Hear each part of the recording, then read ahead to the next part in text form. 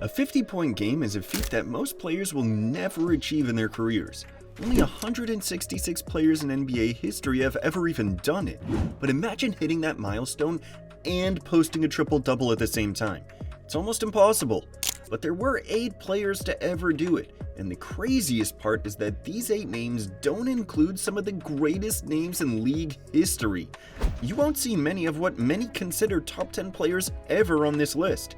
Bird or Magic never did it. Neither did Shaq, Duncan, or Kobe. Not even LeBron or MJ. But here's the kicker. One player has done it more than anyone else. And if you have any guesses on who that might be, take a guess in the comments below. So let's get into it and break down every single player who's pulled off the elusive 50-point triple-double. And trust me, you're gonna be surprised hearing some of the names on this list. Before Mike and before Kobe, there was Elgin Baylor, a scoring wing who played like he was truly before his time. And in the early 1960s, he became the first player in NBA history to record a 50-point triple-double, and he even did it twice. On December 13, 1961, Baylor dropped an absurd 52 points, 25 rebounds, and 10 assists on the Knicks, a night that perfectly captured everything he was about. The hang time drives, the mid-air adjustments, the ability to create plays when the defense collapsed. It was like watching someone play basketball in 3 dimensions when everyone else was stuck in 2. At just 6'5", he was snatching rebounds over centers and threading passes like a guard, all while carrying the Lakers' entire offense on his back. Then less than a year and a half later, on February 13, 1963, he followed it up against the Celtics with 50 points, 15 rebounds, and 11 assists. Another performance that felt like it belonged in a different era. Baylor didn't just score, he dictated every possession, bending the game to his rhythm. He could kill you with a jumper, grab the board himself, and immediately start the break. He was everywhere, all at once. Elgin Baylor wasn't just putting up numbers, he was writing the blueprint. Every 50-point triple-double that's happened since traces back to him proving for the very first time that it could even be done. When it comes to outrageous stat lines, Wilt Chamberlain practically invented them. Scoring 50 was normal. He dropped 50 points 118 times, which is 87 more than even Michael Jordan, who had the second most 50-point games with 37. Pulling down 20 rebounds was also light work for Wilt, but when he decided to tack on double-digit assists on top of it all, that's when Wilt reminded the world he wasn't just a scoring machine, he was a complete offensive engine. On February 13th, 1963, against the Detroit Pistons, he put up 51 points, 29 rebounds, and 11 assists. Detroit sent double teams, then triple teams, and still couldn't contain him. When they left him single coverage, he punished them with effortless buckets. When they collapsed on him, he fired passes out of traffic like a point guard. It wasn't just a triple-double, it was Wilt bending the entire game around himself. Then 5 years later, on March 18th, 1968, he did it again, this time with the Sixers. The second go-around, Wilt dropped 53 points, 32 rebounds, and 14 assists. But this version of Wilt was different. By then, he had made it his mission to prove he could be the league's best passer, even leading the NBA in assists that very season. On that night, he blended his new playmaking obsession with the old scoring dominance that had defined his career, and the result was another absurd 50-point triple-double. 2 games, 5 years apart, 2 different versions of Wilt, but the outcome never changed. Total basketball domination on a level nobody has replicated since. Another great big man to also have a 50-point triple-double was Kareem Abdul-Jabbar. At the time, Kareem was entering his prime at 27 years old, already an NBA champion, a 3-time MVP, and the most unstoppable force in the sport. And yet on one winter night, he found a way to raise the bar even higher. And on January 19, 1975, against the Portland Trail Blazers, Kareem delivered a masterpiece. 50 points, 15 rebounds, and 11 assists. The 7'2" giant with the skyhook that couldn't be blocked didn't just score at will, he controlled the entire game. Portland tried everything. Single coverage, double teams, collapsing defenders, nothing worked. If they stayed home, Kareem chopped the hook over them. If they collapsed, he kicked it out and racked up assists like a point guard. All the while he dominated the glass, turning every miss into another chance to punish him. This wasn't just dominance, it was evolution. A center wasn't supposed to facilitate like that, wasn't supposed to be the hub of everything, but Kareem shattered that mold, proving that he wasn't just the best scorer in basketball, he was the engine of an entire offense. That night in Milwaukee wasn't simply a 50-point triple-double. It was Kareem showing the league that the game itself had to adapt to him, not the other way around.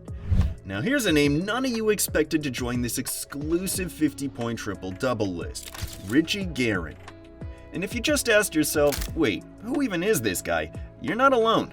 Guerin wasn't a household name like Wilt or Baylor, but for one night in 1962, the New York Knicks guard exploded into history with 50 points, 11 rebounds, and 13 assists. He did it before the three-point line, before highlight reels, before the NBA had even gone national. Guerin was tough, gritty, and old school. A guard who attacked with mid-range pull-ups, sliced through defenses to the rim, set up teammates with sharp passes, and even crashed the glass like a forward. In an era when most fans only heard about games the next morning in the newspaper, Guerin casually put up one of the most complete offensive performances the league had ever seen. It's the kind of box score that makes you double-check the record books. But nope, it's real. Richie Guerin, the forgotten member of one of basketball's rarest clubs. Alright, let's fast forward to the modern era and look at any players who achieved this milestone after 1980, because we did have a 40-year break of this achievement not happening until this Thunder point guard revolutionized getting triple-doubles back in 2016. Russ managed to not just have one or two 50-point triple-doubles, but three of them, and each one fueled by his wild drives, relentless motor, and that I'll-do-it-myself energy that defined his peak years in Oklahoma City. The first came on October 28, 2016. Just the second game of his MVP season, he wasted no time announcing what life after Durant was gonna look like. He torched the Phoenix Suns for 51 points, 13 rebounds, and 10 assists, dragging the Thunder to an overtime win. It wasn't efficient. It wasn't smooth. He forced shots. He missed free throws. But none of it mattered. This was Westbrook in his purest form. Relentless, unapologetic, and completely unstoppable. Then came March 29, 2017 against the Orlando Magic, the night Westbrook delivered his masterpiece. He finished with 57 points, 13 rebounds, and 11 assists, the highest scoring triple-double in NBA history at the time. The Thunder were down late, but Russ refused to let him fold. With seconds left, he buried a cold-blooded three to force overtime, then completely took over in the extra period. It wasn't just a triple-double, it was a one-man rebellion that slammed the door on the MVP race. Then, literally less than 2 weeks later, his third and final 50-point triple-double in the 2017 playoffs on April 9th against the Nuggets. Russ pushed his chaos to the absolute limit. He dropped 50 points, 16 rebounds, and 10 assists. Still to this day is the only 50-point triple-double in playoff history. He attacked the rim like a freight train, fired threes without hesitation, and carried the Thunder possession after possession. Westbrook's performance became the ultimate symbol of who he was, a star who would never go down quietly, no matter the odds. If there's a face of the 50-point triple-double club, it's James Harden. Nobody else has more. He owns 5 of them, more than anyone in NBA history. And each one was a masterclass in patience, precision, and cold-blooded isolation scoring. On New Year's Eve in 2016, Harden threw the ultimate party. 53 points, 16 rebounds, and 17 assists against the Knicks.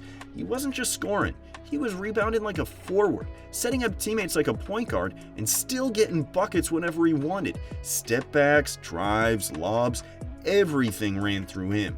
That night, Harden didn't just fill up the box score, he showed that he could control an entire game on every level. Less than a month later, on January 27, 2017, he did it again in Philadelphia with 51 points, 13 rebounds, and 13 assists. Same season, another 50-point triple-double. He became the first player in NBA history to record multiple 50-point triple-doubles in a single year. For most players, one night like that would define their career. For Harden, it was becoming routine. Then came the game that redefined the record books. On January 30th, 2018, against Orlando, Harden delivered the NBA's first ever 60-point triple-double. 60 points, 10 rebounds, 11 assists. It wasn't just about the scoring, though the buckets came from everywhere. Step-back threes, foul-drawing wizardry, drives through traffic. It was that he kept creating plays for everyone else while piling on 60. By the final buzzer, Harden had made history. Nobody had ever done what he just did. On December 13th, 2018, under the bright lights against the Lakers, he added another 50 points, 10 rebounds, 11 assists. His fourth career 50-point triple-double, the most ever by a single player. He broke the record with ease, drilling threes over outstretched arms and running Houston's offense like a maestro. For Harden, this wasn't a surprise anymore. It was just who he was. And finally, on March 30th, 2019, Harden put up 50 points, 11 rebounds, and 10 assists, cementing his place as the undisputed king of this club.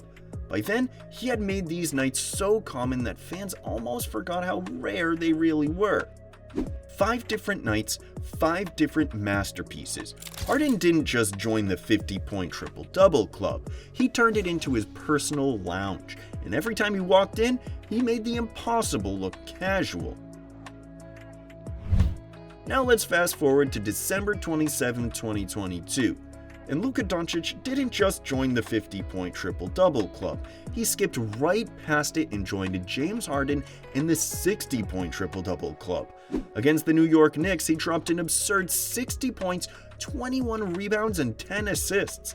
And the even crazier part is that he dropped the first ever 60-20-10 game in NBA history. And this wasn't some casual blowout performance. Dallas was down late and Luka had to drag him back.